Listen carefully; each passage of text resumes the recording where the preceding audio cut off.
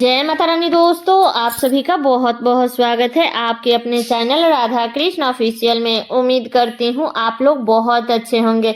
तो ये बताने के लिए कमेंट बॉक्स में जय श्री विष्णु जरूर लिखिएगा। तो चलिए दोस्तों, आज हम इस वीडियो में कार्तिक महात्म्य का 28वां अध्याय सुनेंगे। तो आप लोगों से निवेदन है कि आप लोग कार्तिक महात्म्य के सुनने के बाद आप लोग वीडियो को लाइक और चैनल को सब्सक्राइब जरूर कर लीजिएगा, क्योंकि आपके एक लाइक से मुझे बहुत ही मोटिवेट मिलता है। इसलिए आप लोग वीडियो को लाइक तो जरूर ही कर दीजिएगा। तो चलिए सुनते हैं कार्तिक महात्म्य का 28वां अध्याय। तो जैसे कि आप लोगों ने पिछले अध्याय में सुना था कि कैसे विष्णुदास थे, तो वो तो पुण्यशील नाम से प्रसिद्ध भगवान के पार्षद हुए, और जो राजा चोल थे उनका नाम सुशील हुआ।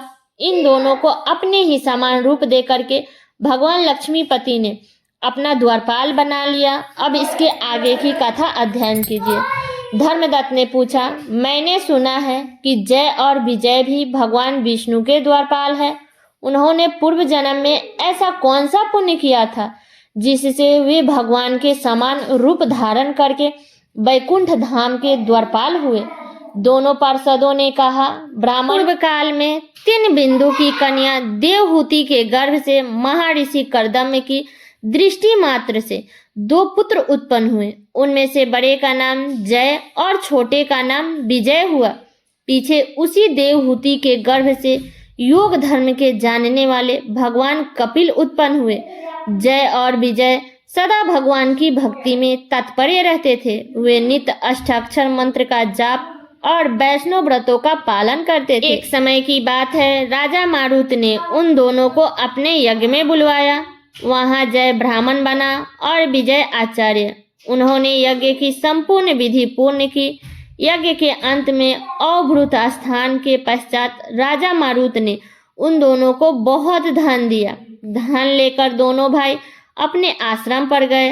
वहां उस धन का विभाग करते समय दोनों में परस्पर लाग डांट पैदा हो गई। जय ने कहा, इस धन को बराबर बराबर बांट लिया जाए। विजय का कहना था, नहीं, जिसको जो मिला है वो उसी के पास रहे। तब जय ने क्रोध में आकर लोभी विजय को श्राप दे दिया कि तुम ग्रहण करके देते नहीं हो, इसलिए तुम मगरमच्छ हो जाओ। जय के श्राप को सुनकर विजय ने भी श्राप दे दिया कि तुमने मन से भ्रांत होकर श्राप दिया है, इसलिए तुम हाथी की योनि में जाओ। तत्पश्चात उन्होंने भगवान से श्राप निवृत्ति के लिए प्रार्थना की। श्री भगवान ने कहा, तुम मेरे भक्त हो, तुम्हारा वचन कभी असत्य नहीं होगा। तुम दोनों अपने ही दिए हुए इन श्रापों को भोगकर फिर से मेरे धाम को प्राप्त होगे। ऐसा कहकर भगवान विष्णु अंतर्धान हो गए।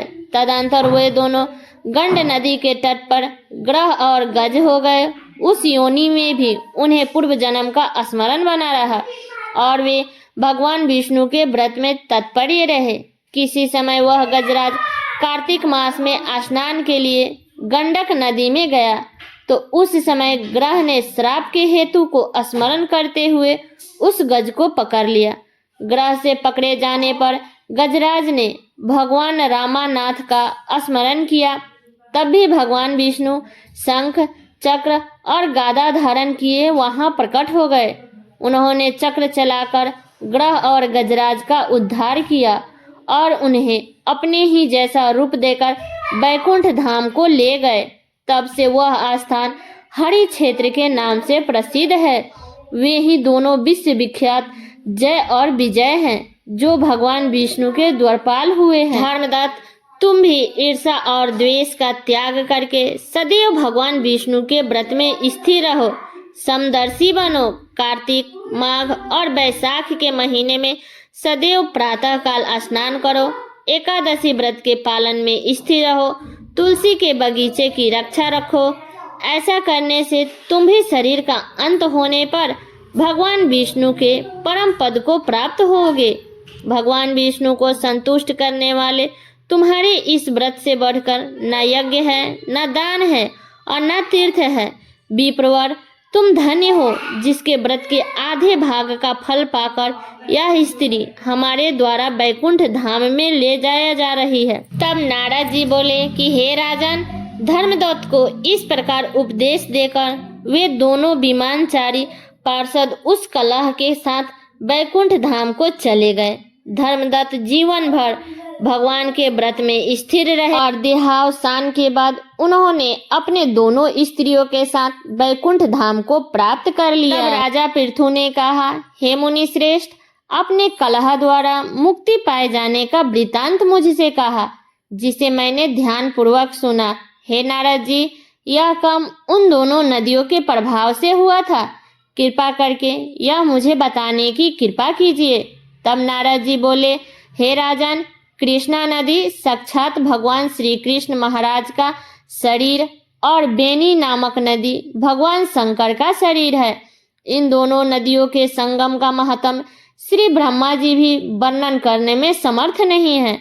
फिर भी चूंकि आपने पूछा है, इसलिए आपको इनकी उत्पत्ति का वृतांत सुनाता हूँ।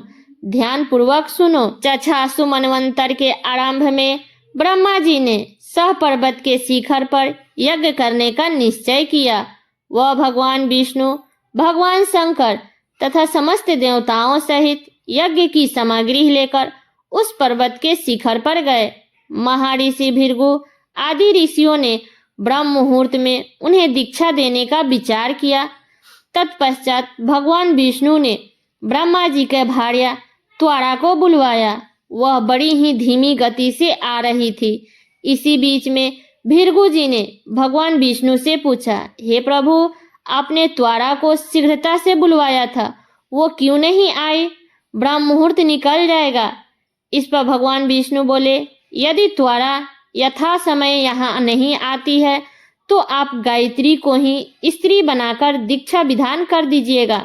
क्या गायत्री पुण्य कर्म में ब्रह्मा जी की स्त्री नहीं हो सकती है? तब नारद जी ने कहा, हे राजन, भगवान विष्णु की इस बात का समर्थन भगवान शंकर जी ने भी किया। यह बात सुनकर भृगु जी ने गायत्री को ही ब्रह्मा जी के दाईं ओर बैठाकर दीक्षा विधान आरंभ कर दिया। जिस समय ऋषि मंडल गायत्री को दीक्षा देने लगा, उसी समय त्वरा भी यज्ञ मंडल में आ पहुंची।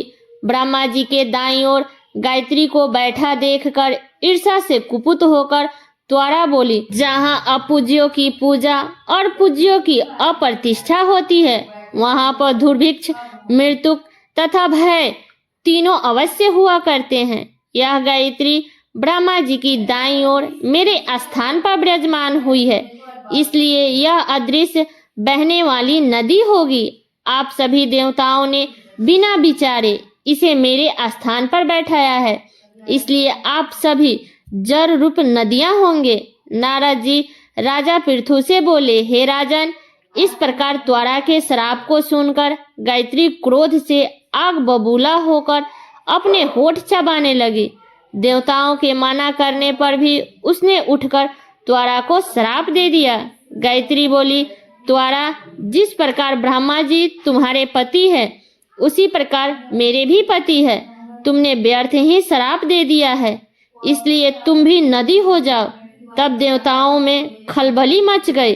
सभी देवता त्वरा को साष्टांग प्रणाम करके बोले, हे देवी, तुमने ब्रह्मा आदि समस्त देवताओं को जो श्राप दिया है वो उचित नहीं है, क्योंकि यदि हम सब जल रूप नदी हो जाएंगे तो फिर निश्चय ही यह तीन लोक नहीं बच पाएगा, क्योंकि यह श्राप तुमने बिना विचारे ही दिया है, इसलिए यह श्राप तुम वापस ले लो।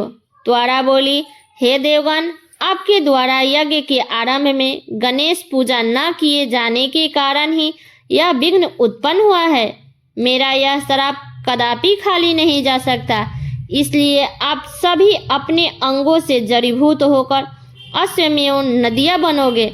हम दोनों सौतेने भी अपने अपने वंश पश्चिम में बहने वाली नदियां बनेंगी। अब नारद जी राजा पृथु से बोले, हे राजन, त्वरा का यह वचन सुनकर भगवान विष्णु, शंकर आदि सभी देवता अपने अपने अंशों से नदियां बन गए। भगवान विष्णु के अंश से कृष्ण भगवान, शंकर के अंश से बेनी तथा ब्रह्मा जी के अंश से कुदमवती नामक नदियां उत्पन्न हो गई। समस्त देवताओं ने अपने अंशों को जड़ बनाकर वहीं सह पर्वत पर फेंक दिया। फिर उन लोगों के अंश पृथक पृथक नदियों के रूप में बहने लगे।